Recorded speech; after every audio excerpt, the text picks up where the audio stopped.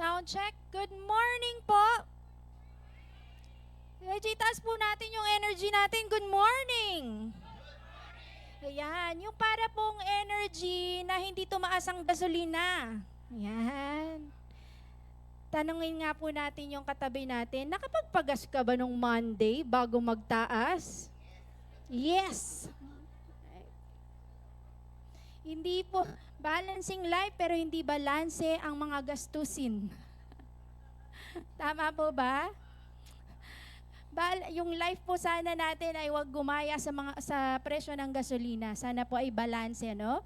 And we are on the second topic of our series, Balancing Life. Bakit po balancing life? Meron po tayong mga hindi balanse sa buhay natin, sa ating minsan nababurnout tayo, minsan sa relationship natin, may imbalance sa decision making, katulad po ng ating intro. Salamat po sa gumawa ng intro. And today, we're gonna talk about relationship imbalance. Meron po kasi diyang topic na medyo kailangan nating balansihin. Right? So bago po ang lahat, kinamusta ko po kayo, ano? After po ba Monday, nakapagpagasolina na ulit? Medyo mahirap po, no? Nagmahal na kasi. Pero alam nyo po, praise God. Kahit po nagmahal ang bilihin, kami po ay nagpapasalamat kasi po, nagmahal man po ang gasolina, pero kami po ay nagkaroon pa rin ng time para makapunta sa mamahaling lugar. Kami po ay nag-date, ayan po, sa mamahaling lugar. No? Grabe po. Ito po ay, alam naman po natin kung ano nangyayari sa paligid natin, right? Dahil po ito sa nangyayari sa Middle East. Right? Pero, ang siguro ipapagpasalamat po natin is, meron tayong mga kamag-anak. Sino po may mga kamag-anak sa Middle East? Medyo mahirap po, no? Kasi syempre, hindi mo alam kung kailan dadating yung danger. Pero tayo po, nakakatulog po tayo sa gabi dahil wala po tayo noon. Pero kung dadating daw man po iyon sa Pilipinas, pinaghandaan naman daw po natin yan. Handa na po ang ating mga tangke. Ayan. Pero kidding aside, ito pong mga bansang ito, wala po tayong laban, ano? Pero itong mga bansang ito, we are thinking, yung ating mga kamag-anak ngayon ay binabalita nila, hindi sila masyado nang nagpapanik because their government are protecting them. At hindi po ito magagawa kung wala pong sistema ang kanilang mga bansa. Tama po ba? They all have satellites, di ba? Meron silang mga intelligence, no? Meron silang mga masasabi natin na alam nila kung ano ang galaw. No? Meron silang intelligence system and the verified information para po maiwasan itong mga bagay na ito. Kasi po, imaginein nyo to, ha? Sabi mo sa katabi mo, imaginein mo. Kung yung balita na may papadating na missile ay nanggaling sa chismis, alam mo ba? Alam mo ba, may padating na daw na missiles. Nasabihan mo na ba si Aling Puring?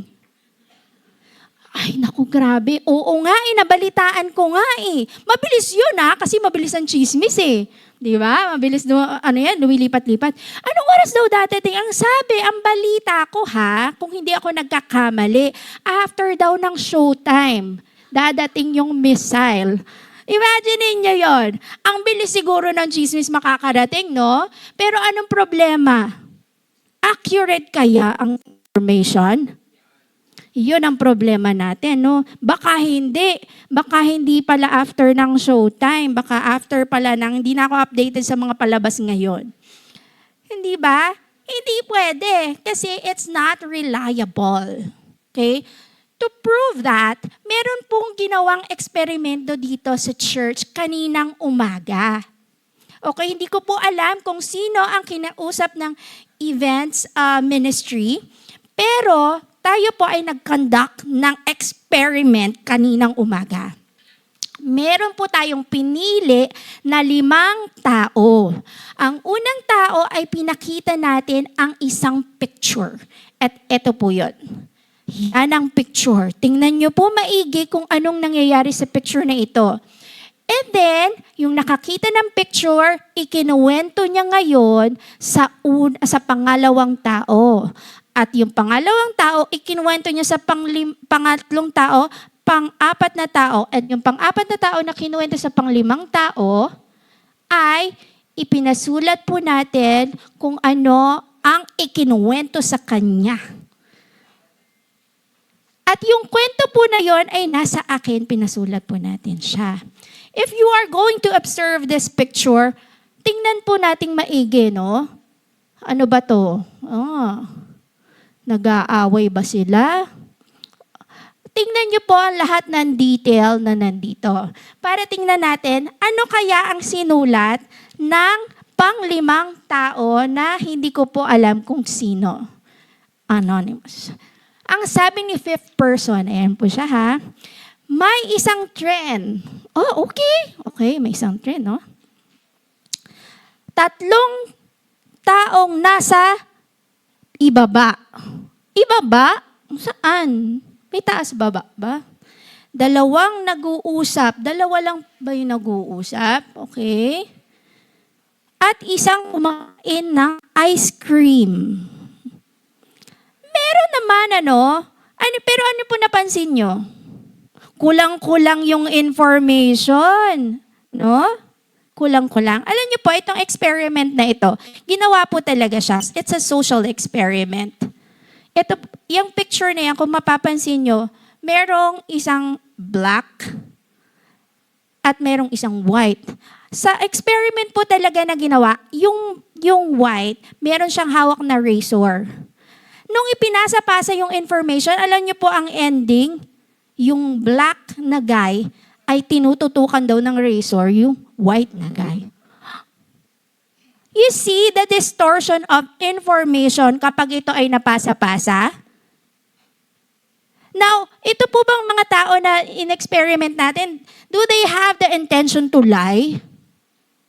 Hindi naman po siguro, no? Most of the time, when we're passing information, wala naman po. Minsan, yes. Pero most of the time, hindi naman natin intention magsinungaling. It's just that, ito po talaga ang nature ng information kapag naipasa-pasa na ito. Pwedeng magkulang, pwedeng mag-exaggerate, pwedeng sumobra, dagdag bawas. That's the nature of passing information. That's why today, meron po tayong mission. Sabihin niyo po, mission. Kaya po ang title po natin ngayon, Mission Report. Because this is our mission. Anong gagawin natin sa report? Information. How do we handle information in a biblical process? Are you ready? Yes. Let's pray. Heavenly Father, we want to thank you for today, O God. Lord, open our hearts, open our minds, and open this church into a culture that we want to build today. Be with us and use me, Lord, to deliver your message, O God, for this morning. We glorify you through this message. This is our prayer in Jesus' name. Amen. Now,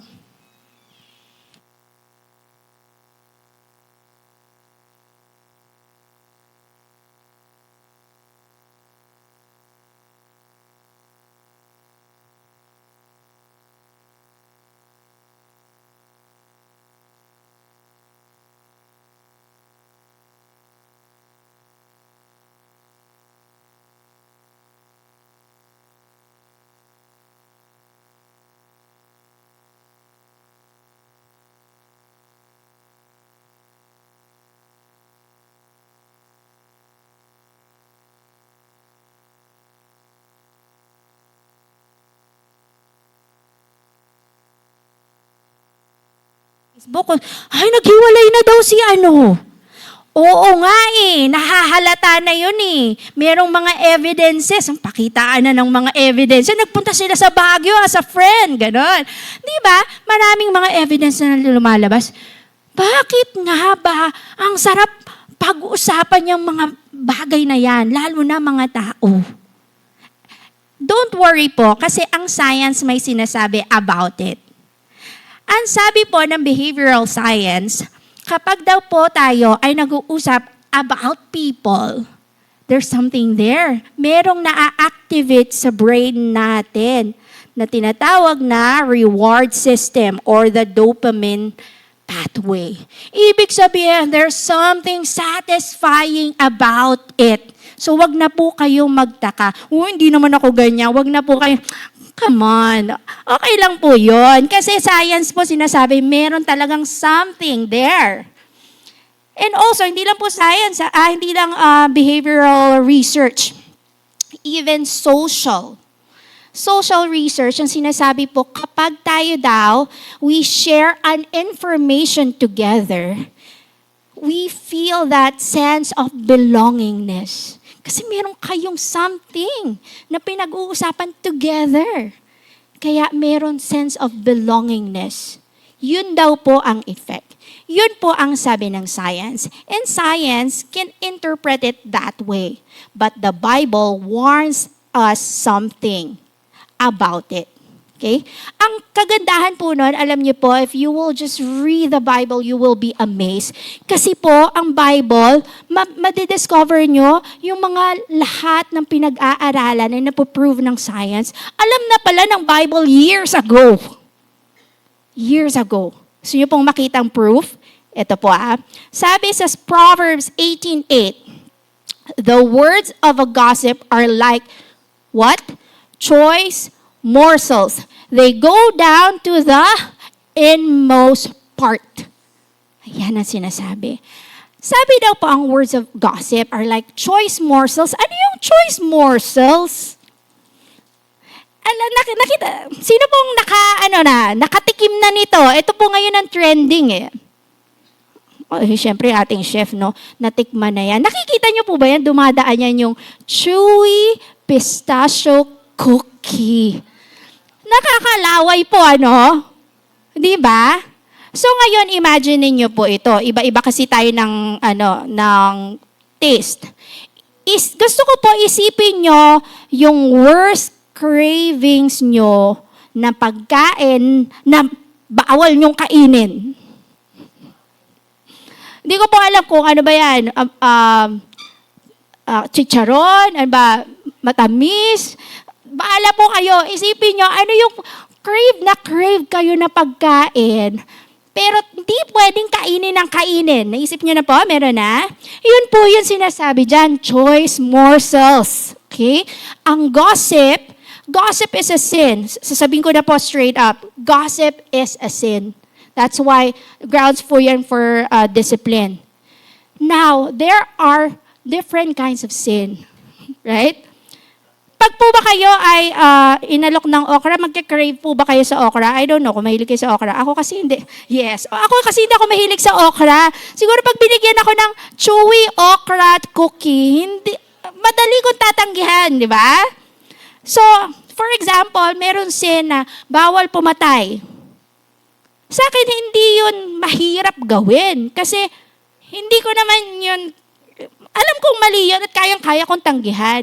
Pero ang gossip daw po is like choice morsel. Mahirap i-resist. It's a sin na mahirap i-resist. It's so tempting. Like choice morsels, yun sinasabi dyan. Ano pa pong sinasabi? They go down to the inmost part of us. In Hebrew, literally, it means chambers of your belly.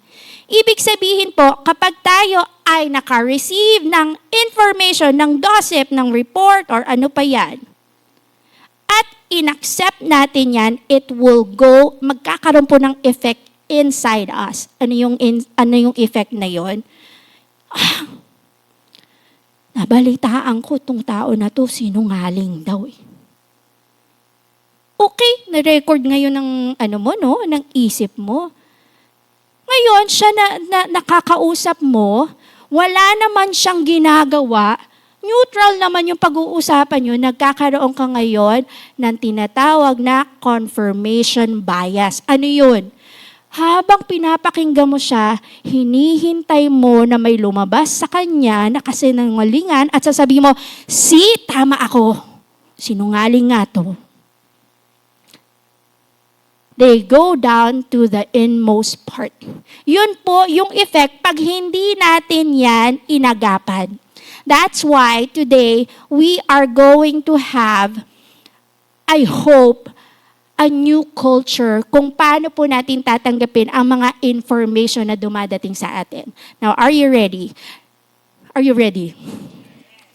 Okay, let's call this the air filter. Alam niyo po yung air filter? Yan, kailangan dadaan yan dyan. Mafi-filter mo ngayon. Now, AIR stands for assess, investigate, respond. Ulitin po nga natin, assess, investigate, respond. Lahat po ng information dadaan sa air filter. Okay po ba yan? Number 1, assess. Ano po ang gagawin natin? How do we assess? Bakit ba kailangan nating i-assess? Bakit po? Because, says here, Proverbs 18:17, the one who states his case first seems right until the other comes and examines him. Ano pong ibig sabihin nun? Pag may narinig tayo, lalo na kapag mataas ang emosyon, ay, grabe siya! Alam mo ba, hindi ko akalain. Yan yung mga linya, no? Ikaw ngayon, ay, grabe naman! Ganon agad yung reaction. Teka po, ang sabi dito, yung unang pagkasabi, it seems right. Pero teka lang naman. Sabi mo sa katabi mo, teka lang. Okay, teka lang muna bago ka mag-react. It may seem right kasi grabe eh. Alam niyo po, yan. Sa behavioral science, ganun po ang nagiging reaction. Mas tinatanggap natin kapag grabe yung emosyon. Pag may galit, pag may inis. Di ba? Grabe yung emosyon. Teka lang. It may seem right until ma-prove natin na hindi. So ano po natin ang gagawin natin? How do we assess? It says in James 1:9, everyone should be quick to listen, slow to speak, and slow to become angry. Hindi po baliktad. Nag-react ka agad, no? Grabe si ano, ay, grabe! Hindi, wag mo muna. Slow to become angry. Teka, hold muna natin yung emosyon natin. Let's hold our judgment. Slow to speak, wag ka munang sumabat. Makinig ka muna. Okay. O tapos, sino may sabi? Okay, tanong, listen muna tayo, di ba? Nag-react ka agad, tapos biglang inabsorb mo na agad, no? Na pumasok na agad sa inmost being mo, no? No, teka lang muna. Kasi po, ang sinasabi po dito, huwag kang magmadali na mag-judge. Okay? Suspend your judgment. Kasi po yan, kapag mainit-init pa ang balita, na parang mainit na kape, sige po, bigyan po kayo ng mainit na kape, iinumin niyo po ba agad? No. Wait lang muna. Slow down. Right? Quick to listen, slow to speak, and slow to become angry, or i-hold muna po yung ating judgment. What else? The simple believe anything, but the prudent give thought to their steps. Ano po yung simple na sinasabi dito? Yan po yung mga gullible, mga naive, ang daling maniwala. They believe anything, but the prudent or wise give thought to their steps. Are we wise? Or are we gullible? Madaling madala. Kasi nga, emotional eh. Grabe yung balita. Mainit na mainit. Kumukulo. Kumukulo na ang dugo mo. Right? Ito daw po, kapag ganito, i-treat natin ang ating emotion just like a fire alarm. Alam niyo po yung fire alarm? Mag-a-alarm po yan. Minsan, sino po naka-experience na nagluluto tas nag-switch on ang fire alarm? nag-go off. Ibig sabihin po ba nun may sunog? Pwedeng hindi pa, no? Pwedeng hindi. It doesn't mean na kapag nag-go off ang fire alarm, meron na agad sunog. Pwedeng smoke lang din yun, right? Same thing with our emotion. Our emotion is not an evidence.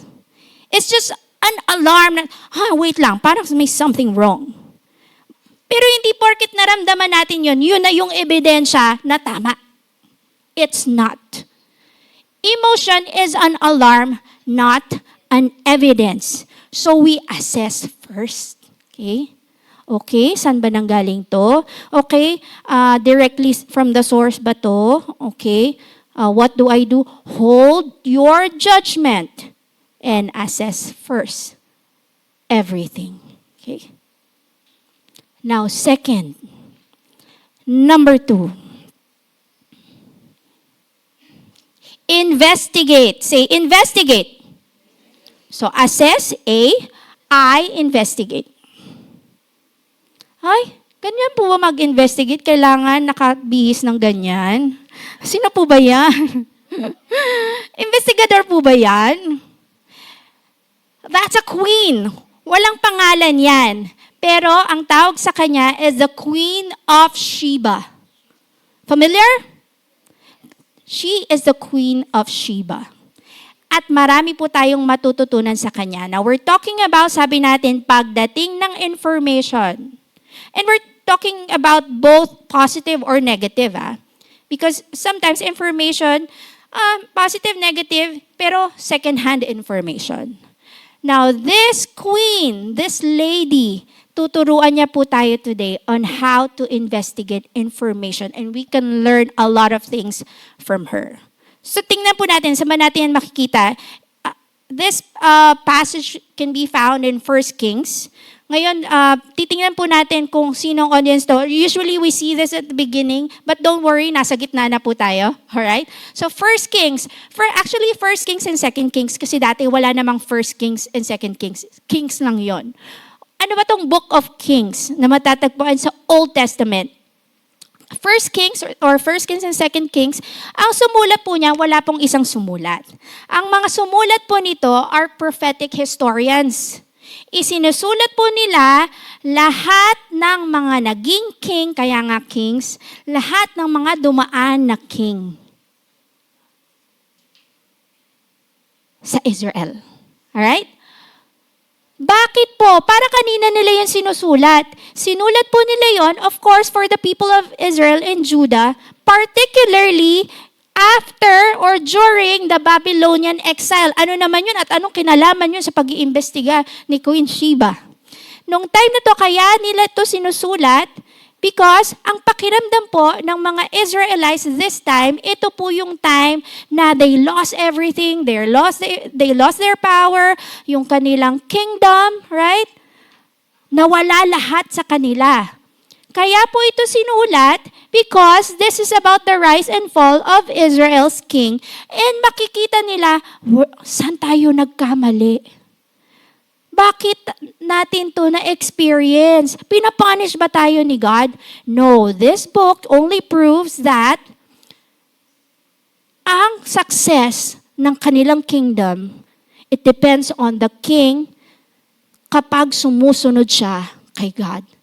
Kasi po kung babasahin niyo po tong kings, marami pong mga listahan ng mga kings, merong mga okay, they brought blessing. At marami po ang brought ng curse sa kanila. Kaya po ito sinulat para makita nila, okay, kaya pala, kasi ganito pala ang history natin. It's historical. Now, this book started with the reign of Solomon. And we know that Solomon is, pinaka-wisest and richest king. This is the peak. Para po sa mga nakakaalam ng story ni Solomon, meron po siyang decline, but this is the peak. Ito yung peak na kanyang kasikatan. Why? He is full of wisdom. Dito na rebuild ang temple. Grabe yung kanilang riches at grabe yung kanilang king. full of wisdom. Kaya ngayon, nababalitaan ngayon ng mga surrounding countries ang king na ito na si Solomon. At isa po si Queen of Sheba doon. Nabalitaan niya. Merong isang king full of wisdom. Ano po ang nangyari dito? This is 1 Kings chapter 10, verse 1. When the Queen of Sheba heard, nabalitaan, may nakarating na balita about the fame of Solomon and his relationship to the Lord. Grabe po yung nakarating na balita, no? It's not just about his riches, his fame and his relationship to God. Importante po yun sa mga kings and queens around. Kasi po, yung wisdom, ito po ay asset. Kasi po, doon sila magde-decide kung makikipag-trade ba ako dito, makikipag-partner pa ako dito sa kingdom na ito. That's why, nung narinig po ito ng Queen of Sheba, wait lang, tingnan nga natin, I heard something. Ano kaya ang kanyang ginawa? Okay? She came to test Solomon with hard questions. Kaya ito? Ano kaya ang tinanong niya? Imagine she came, alam niyo po kung gano'ng kalayo ang Sheba to Jerusalem? It's 1,500 kilometers. Ganong kalayo. Pinuntahan niya with all the great caravan.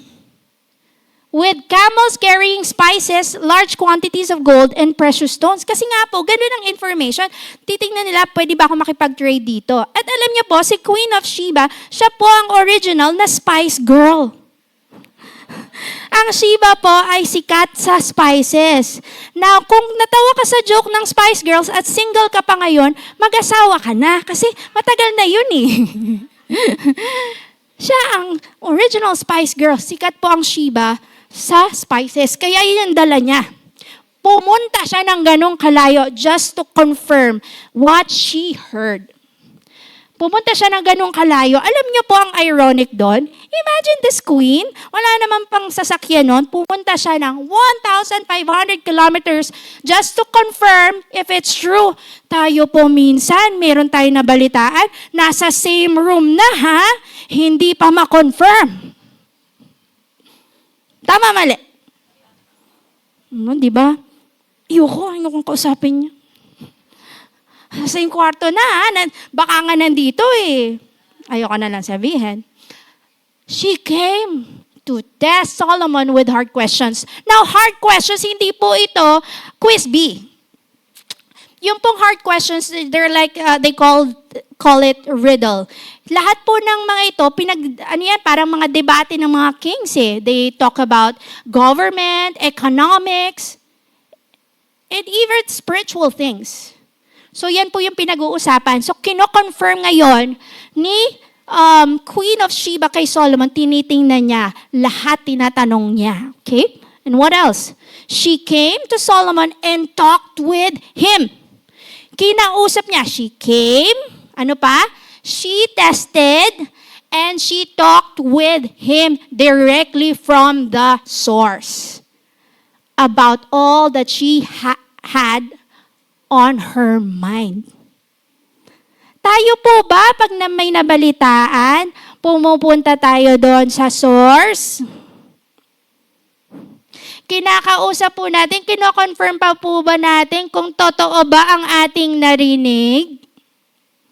Yan. Tahimik. Kasi po, hindi po ako confrontational. Ang mga Pinoy po talaga, yan po tayo. We're not confrontational, nakikipagparamdaman lang tayo. We're not like that. That's our culture. Okay lang naman po yun, maiintindihan ko. Kung ikaw ay magde-decide na hindi mo natatanungin kung totoo ba from the source, okay lang po yun. Pero wag mong ichichismis. You have the right to remain silent. Kung hindi mo rin i-confirm, okay lang. Kung hindi ka makikipag-usap, okay lang. pero sarilinin mo na lang yan. Right? This woman, this queen, talked to him about everything in his mind just to confirm that information, to validate the information. Right? And, yan. So, nag-usap sila. At sinagot naman ni Solomon lahat. Because King Solomon is full of wisdom. Kayang-kaya niya yang sagutin lahat. And you know what? Kung meron mang mga chismis kay Solomon, eto ngayon na-prove niya. Ay, this guy is different. Diba? Kaya po kayo, kung kayo naman ang naging subject ng chismis, don't worry. Because if your reputation is intact, it will not ruin you. Right? Kailangan lang confident tayo sa reputation natin. If you are confident that you are walking with the Lord, hindi ka pwedeng sirain ng kahit anong chismis. Right? Yung reputation mo ang magsasalba sa'yo. Amen. Amen. Now, Solomon answered all her questions. Nothing was too hard for the king to explain to her. And then, when the queen of Sheba saw, okay, she came, she tested, she talked with him, and she saw. Hindi po doon natapos, inobserve niya din. Hindi lang yung observe na, okay, uwi na kami. No. She saw all the wisdom of Solomon, the palace he had built, the food on his table, the seating of his officials, the attending servants in their robes, his cupbearers, and the burnt offerings he made at the temple of the Lord. She was overwhelmed. Lahat yon inobserve. Tayo po ba? Umeffort na po tayo? May nabalitaan tayo? Umeffort na po ba tayo to observe if it's true? Inobserve na po natin kung align nga ba sa karakter ng taong to itong nababalitaan ko. Let's observe. Tingnan natin. Let's validate everything. At grabe, she was overwhelmed. Yung overwhelmed, parang ano po yan? She was out of breath. Wow. Ganun po ang ibig sabihin. Talagang napawaw siya. Why? Because lahat ng mga nakita niya, ay, hindi lang pala yun. Kulang pa pala yun. Di ba? So if we will not assess and if we will not investigate the information, then we have no right to share it. That's why, if we are going to remember something, ito na po ang ating magiging kultura. Sabihin nga po natin, no air, no share. Okay? Pag hindi po yan dumaan sa assessment, hindi natin inimbestigahan, wag po natin munang i-share. Okay? Wag muna. Stop muna natin dun. So ngayon, ano nang nangyari sunod? Okay, dumating ang information sa'yo, you've assessed it, you've investigated it. Ano nang gagawin natin? Ano na yung R?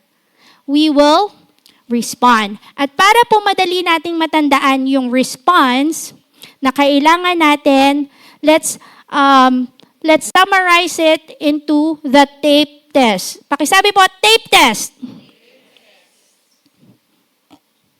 Tape test. Kapag hindi pumasa sa tape test, okay, this is not how we will respond. Dapat po ganito. Number 1, T. Is it true?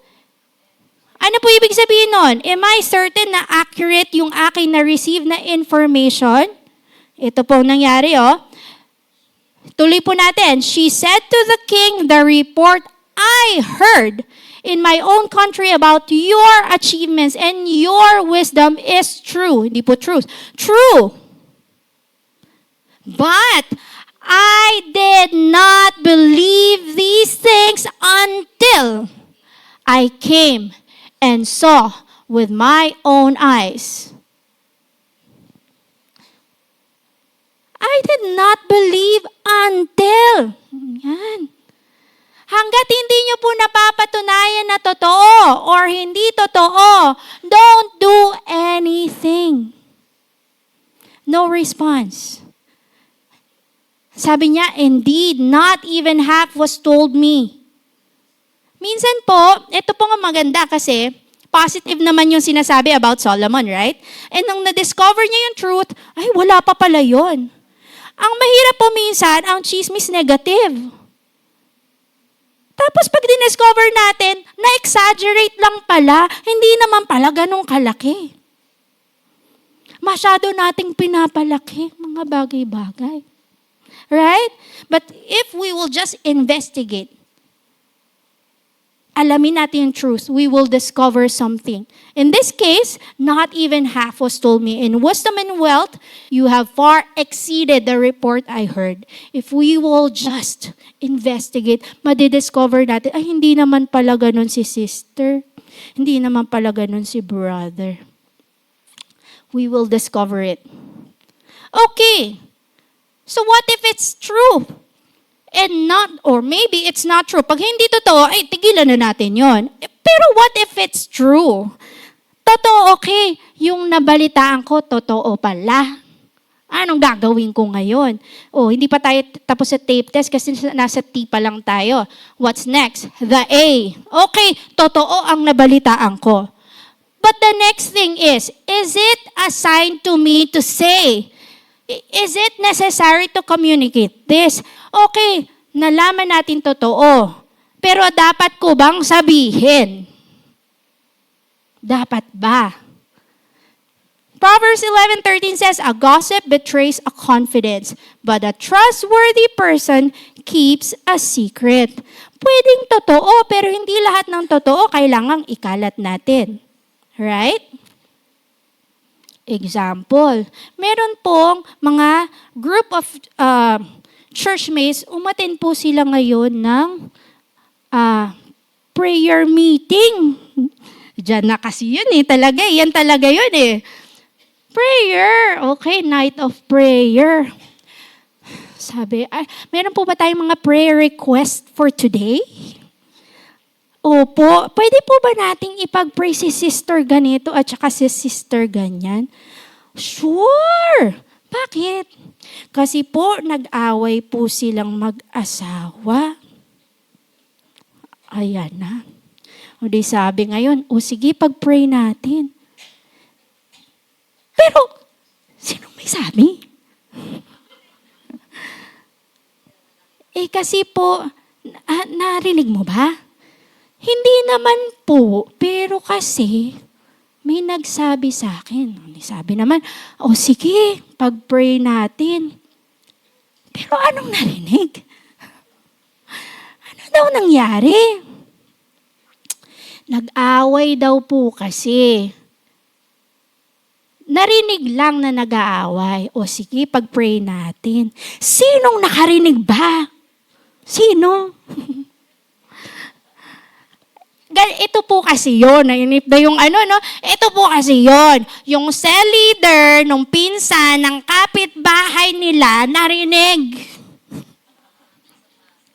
Narinig po nag-aaway. Yan. Alam niyo po, yung prayer request, nauna pang malaman ni sister kesa ni Lord. Mas unang nakarating kay sister kesa kay Lord ang prayer. Kasi pinag-usapan sa night of prayer.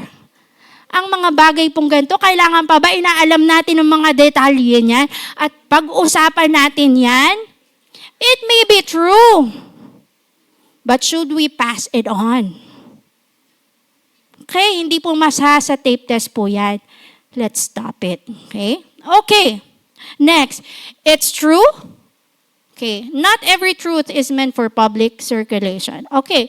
Next, okay, it's true. Okay, pwedeng sabihin. Kaso, may P.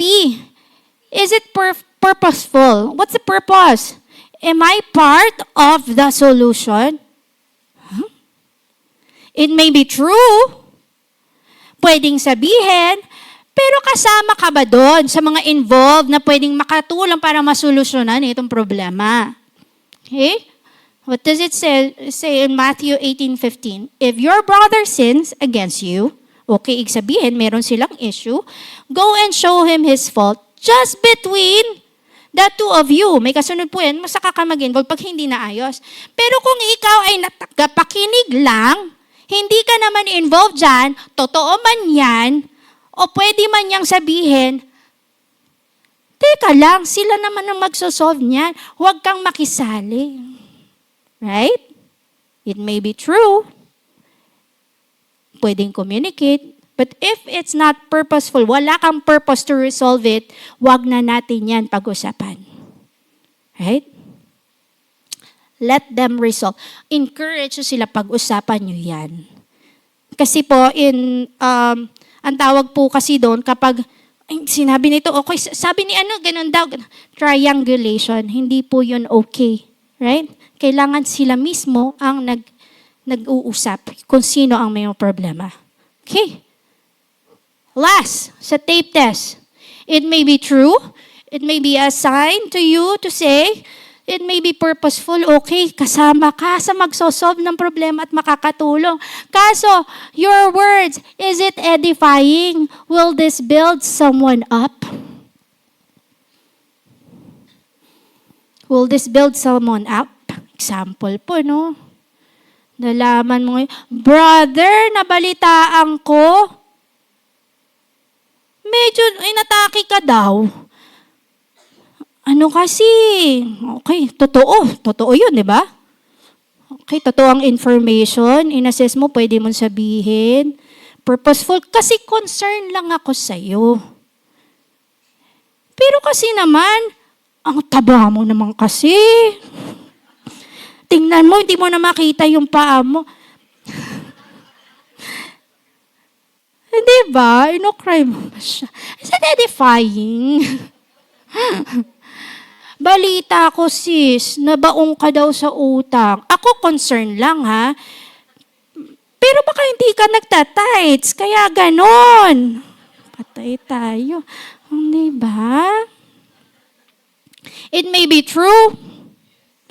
It may be purposeful and out of your genuine concern. But is it edifying? Right? Says here in Ephesians 4:29, let no corrupt talk come out of your mouth. Ano lang po? Only what is helpful for building others up. Only. Yan lang po. Sana ang lumabas sa ating mga bibig. Only what is helpful for building others up.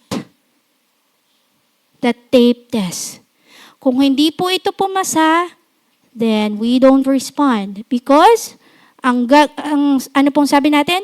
No air, no share. And I hope, ito po ang ma-build na culture sa atin. Not just because we're validating the truth, pero party po ba tayo ng solution? Not just being part of the solution and concern, pero yung mga salita na lumalabas sa atin should be edifying as well. Because you know what? This is not about words. This is sometimes about wounds. Kasi po, ang daming pamilya nasira. Why? Because hindi na na-validate yung mga information. Hindi na sila nag-usap. Ang daming mga magkakaibigan, hindi na inalam kung totoo ba yung sinasabi, nasira ang friendship. Hindi na nila nalaman kung totoo ba yun. And nakakalungkot, sa church, nagkakaroon ng division. Why? Because our words, the reports were not handled with wisdom. Right? It's not just about words. There's something bigger here. Hindi lang, salita lang naman yan, harmless yan. No. May mga wounds na nagagawa ang words natin. Sometimes maganda yung intention natin, but words can destroy. It says in James 3:6, our tongue is like fire. Hindi po spark, ha? Akala natin yung konting-konting words is just a spark. No, it's fire. It's fire. It's just one sentence. It can burn the whole relationship na binild mo for so many years. That's how catastrophic it is. Akala natin good intention. At alam nyo po, maybe this is a heart check for us also. Check po natin yung heart natin. Because sometimes, when we talk about other struggles, others' weaknesses, pag pinag-uusapan natin yan, sometimes, totoo lang, we feel like we're above that person. Right? We think that we're a little more spiritual. We're a little stronger than that person. No, when we talk about people's struggles, people's failures, we are not lifting ourselves up. We're not. We are revealing the pride of our hearts. And that heart is judging, not loving. Right? It's not loving. So let's check our hearts. And you know what's even deeper than this? Every time a gossip spreads in a church, it's not a communication problem. It's not. It's a spiritual warfare. Why? Kasi po, pag nag-usap-usap tayo ng ganyan, ang enemy. The enemy doesn't have to ruin or destroy the church from outside because it's destroying it from within. Kapag po may gossip, yung trust within each other nawawala. And we're giving the enemy a weapon. Your sister is not your enemy. Your brother is not your enemy. We have another enemy. And it's so enticing. It's a sinful craving to give in sa gossip. Tuwa-tuwa ang enemy nun. Bubulungan ka niya, di ba? Ganyan nga siya. Sige, pag-usapan niyo pa. Di ba? O, di ba, ganyan nga siya. Di ba, ginawa na niya yan dati? It's the enemy. Huwag tayong papayag. Let's kill it. Kasi po, pag ang gossip, tinigilan natin sa atin, we are like taking the oxygen of it and it will just die down. Huwag tayong maging carrier ng gossip. Right? Huwag. Let's kill it. Because, imagine a church. Imagine this. Imagine a church na kapag meron kang na-receive na message, sasabihin mo, okay, tanong na ba natin kung totoo yan? Imagine a church na kapag naka-receive tayo niyan, paano ba tayo makakatulong? Kasi kung hindi, wag na lang natin pag-usapan. Imagine a church na kapag merong chismis, okay, sige, stop. Let's stop this. Let's verify it first. Imagine that church na pinapatay ang gossip.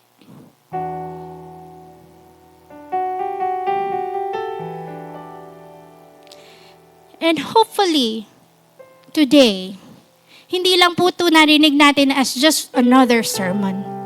Hopefully, we will build a culture that filters all information. It goes through the process of the air filter. Let's assess the report. Let's investigate and validate the information that we've received and respond with love and edification. Amen. Let us all pray. Heavenly Father, this is your church. Lord, tinatanggal namin lahat ng gossip sa church na ito, O God. In Jesus' name, this is your church. Lahat ng rumors, O God, Lord, papatayin namin sa church na ito. Lord, let there be reconciliation sa lahat po ng mga relationships na nasira dahil dito, God. We will not let the enemy win again. You are more powerful. And this sin will not have power over us. We will overcome, oh God. Lord, help us to filter everything, oh God. The enemy is doing something to deceive us, Lord. In your mighty name, we rebuke this. Reconcile each one. Kung meron po ditong nasira na relationship, reconcile us, oh God. Let there be apology kung nakasakit kami without us knowing. Lord, yung mga intentions namin maganda, but Lord, help us to choose our words carefully so that it will edify each other. Help us love each other in this church through words that build up. Let your name be glorified in this church. Be lifted high. In Jesus' mighty name, everybody says, Amen. Hallelujah.